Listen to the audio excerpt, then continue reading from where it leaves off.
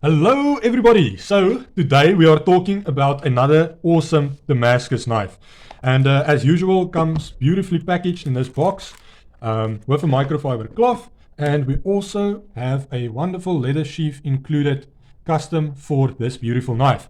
Now this is going to be a good one, guys, because this is a lot of people's favorite knife in the Damascus line of pickled steel. So let's take a look. It is the Pickled Steel Kaya. There we go. And let's take a look at this blade finish. Woo! Royalty. That is absolutely beautiful. I don't even think the camera can begin to catch that blade finish. That's awesome. Wonderful action. Woo! Spider flick. Thumb flick. Flipper tab. Great stuff. Great action. Runs on ball bearings. So that's just phenomenal. Okay, let's take a look at the size. We're just going to do a review of this guy. Talk a little bit about the different aspects with regards to this knife. And also just a personal touch when it comes to this knife in particular. So we have a blade length of 18.5 centimeters. So comparing that with the QSP Penguin, it's about half a centimeter longer than the Penguin. Comparing it to the Nebula, we have a just about the same length right there. That's pretty cool. Just gonna adjust the light slightly. Okay, so just about the same length as the Nebula. I get a good grip on the Nebula, especially with that thick handles, the thick handles. But yeah, same goes for the handles on the Kaya. It is actually the exact same thickness. It is 1.5 centimeters. So we have the Nebula. You guys can see it seems like the Kaya might be just like a tad, in certain places, a tad bigger than the Nebula with regards to the handle. So yeah, might be slightly more than 1.5, but I get a very nice grip on this knife. Even the reverse grip, just fantastic. Feels so good in the hand with regards to not a reverse grip, a turned around grip. So that's awesome. Reverse grip does feel great. But yeah, just fantastic handles, fantastic ergonomics. Fits my hand, awesome.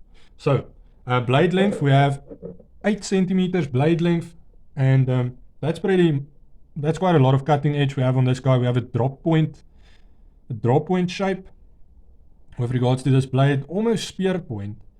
You guys can decide what that is to you. Is it spear point? Is it drop point? Yeah.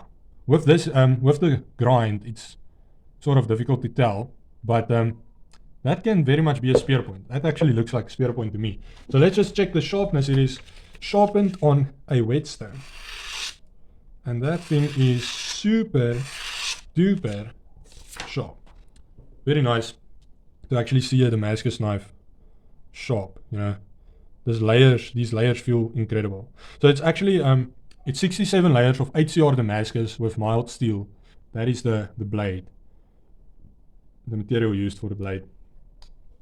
Awesome. Okay, let's talk about the blade width. Is about 3 centimeters in the thickest place. So that's great. And then we have a blade thickness of 3 millimeters.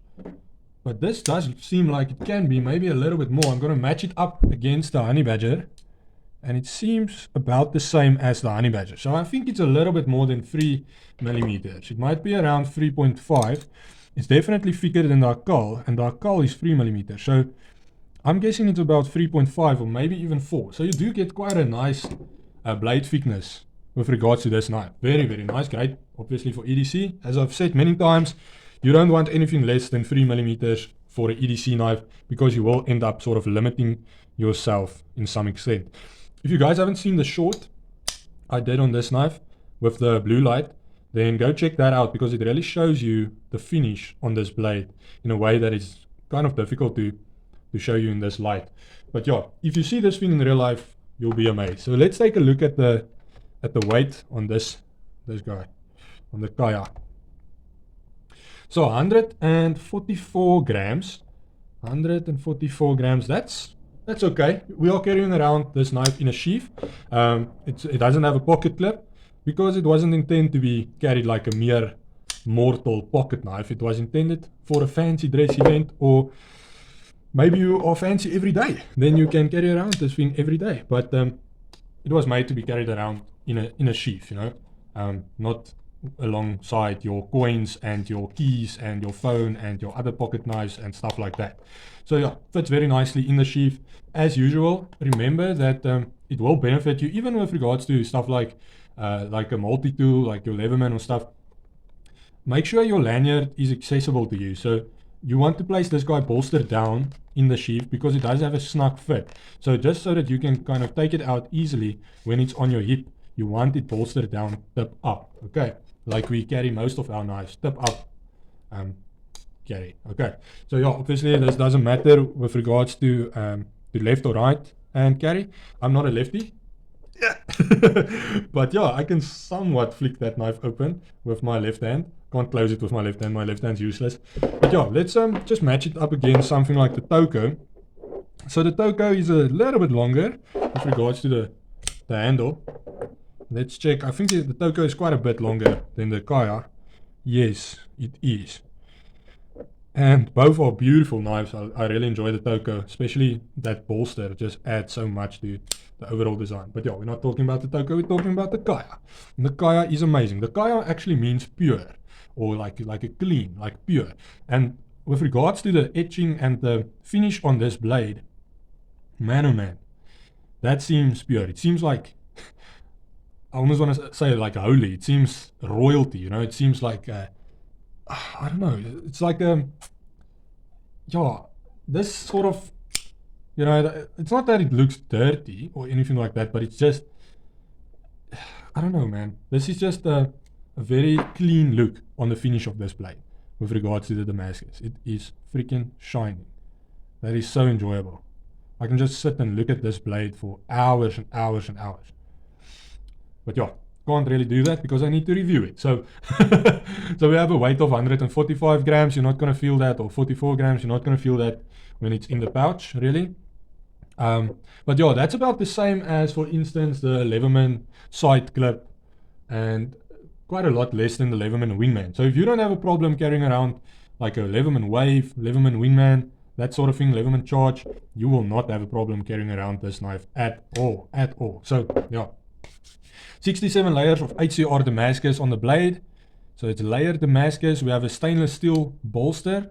And this is quite nice. This is something that I might prefer a bit over the Divine. The Divine is so beautiful, but that mirror polish on the bolster of the Divine sort of ends up getting quite dirty with my hands, because I smudge the stainless steel bit, the mirror polish bit, and then it looks, I don't know, looks a little bit dirty. So this is great because it doesn't leave marks like that. Yeah, it's sort of like a brushed finish, like a belt sanded finish that you would have on some satin finish blades, but a little bit darker. Yeah. So that's just very nice. I like the handles. It is sandalwood handles, and they are beautiful. And then we also have this awesome backspacer. Feels so good. Such a nice texturing on this backspacer. So solid, as you can imagine. This is like a solid piece of stainless steel, which obviously adds to the weight. But this is a solid knife. This thing is something that you can pass on to your grandchild one day. So very solid knife. You can definitely use this as a hard-working knife if you would like to. Personally, I won't, just because I have some other knives that can do the job. So I don't have to wreck the finish on this blade. But this thing is built extremely well. Maybe even better than the Toko. I don't know. It's so hard to say because, you know, the Toko is also built super well. But just fantastic finish, fantastic bolt quality. The action, it runs on ball bearings. And as I mentioned before, to achieve an action like that on a Damascus blade is freaking phenomenal, guys, because it has resistance, right?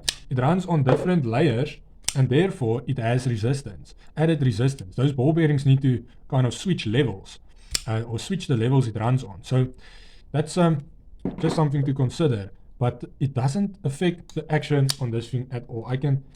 I enjoy this knife a lot because I love thumb studs. I love like thumb holes is even better. Thumb holes I enjoy even more. So because I like to deploy a knife that way. So this thing does offer you many deployment options, and it works fantastic.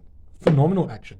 I really have to say that with regards to all the Pickled Steel knives, what you're getting, you do get fantastic material. You get, you know, a good price tag, but I haven't had one Pickled Steel knife that wasn't exceptional with regards to action. There are some of them that feels like it's assisted. So I'm not going to go down that train again, but yeah, it's just phenomenal. So we have sort of a spear shape, blade shape, spear blade shape or drop point. I don't think it's really a drop point. It doesn't really look like a drop point. Maybe this is a drop point, but that's sort of more like a spear shape, spear tip blade shape. So yeah, I like that. I don't have another spear tip blade in my collection, so this is my first, and it works great. I don't know, let's do another cut test.